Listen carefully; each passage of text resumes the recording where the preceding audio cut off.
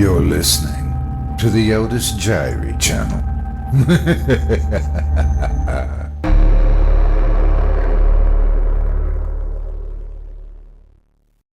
One Last Chance by Dave STANCLIFF. Performed by Otis Jiry. A trio of men in white lab coats were talking earnestly with the President of the United States. Nearby, a man reclined in a chair surrounded by a clear glass wall. He was semi-conscious. The scene was unfolding in an underground bunker below the White House. The country was in a state of chaos. The government was fighting two wars on different continents and was running out of money trying to maintain supplies for its beleaguered military. The economy was staggering and sinking into an irreversible depression. The world was at war. No continent was spared. Local, national, and international wars were being waged with no end in sight.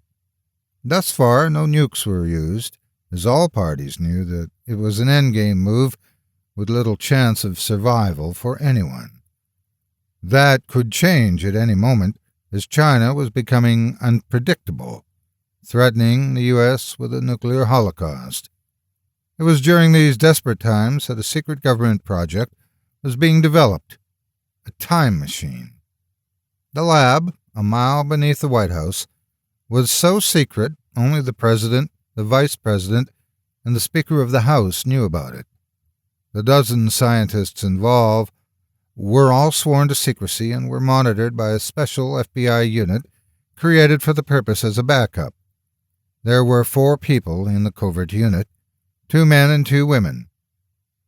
"We can't wait any longer, Mr. President," the Vice President said. "Has this time machine been tested yet?" the President asked one of his scientists. "Not with a human, sir," the scientist admitted. "With what, then?" the President pushed. "A monkey.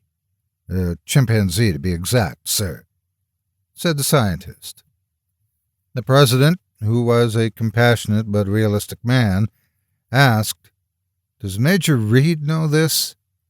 "Yes, sir," he still volunteered. "Why does he look so sleepy?" the Vice President wondered.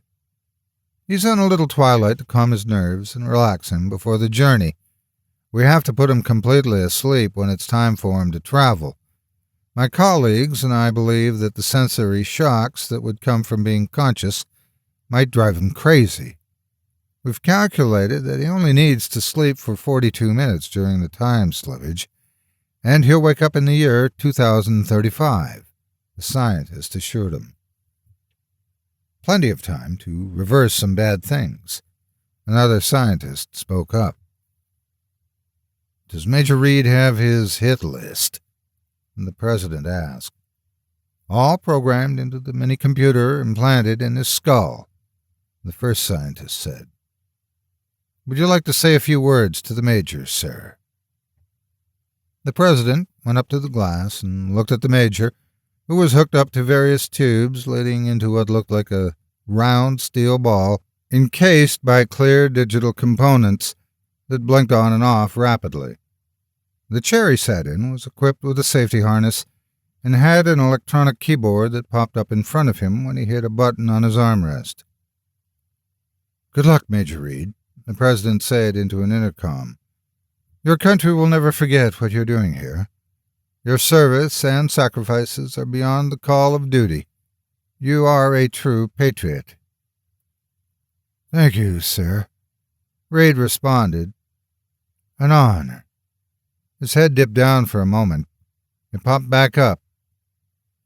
"Sorry, sir. Sleepy." "No problem, Major. Thank you." He turned away and looked over at one of the scientists who was standing by a large control panel. By the look on his face, he was ready to go. First, he typed something into a master computer, and they all watched Major Reed fall asleep. A beeping sound in Major Reed's right ear woke him up. His eyes snapped open, and he looked around the room. He was still encased behind thick glass and sitting in the chair. As he unbuckled his safety harness, he noticed a pile of bones near the main computer panel. After entering the code with the help of his personal computer, an opening appeared in the glass. He went over to the pile of bones and scraps of clothing. He guessed it was one of the scientists. But what happened? As per his instructions, he went over to a small closet and opened it. Inside was an assault rifle and automatic pistol, boxes of ammunition, a K-bar knife, a field first aid kit, canteen of water, and vacuum-sealed food packages. There was also a pair of jeans, underwear, a T-shirt, a heavy long-sleeve shirt, and a black watch cap. Following the program in his head, he opened a door that led to a long tunnel. Instead of going up the elevator and alerting authorities when he came out in the south lawn of the White House, he took the tunnel. It was big enough to stand upright in, and there were LED lights strung in the ceiling, casting an eerie glow on the concrete and steel walls.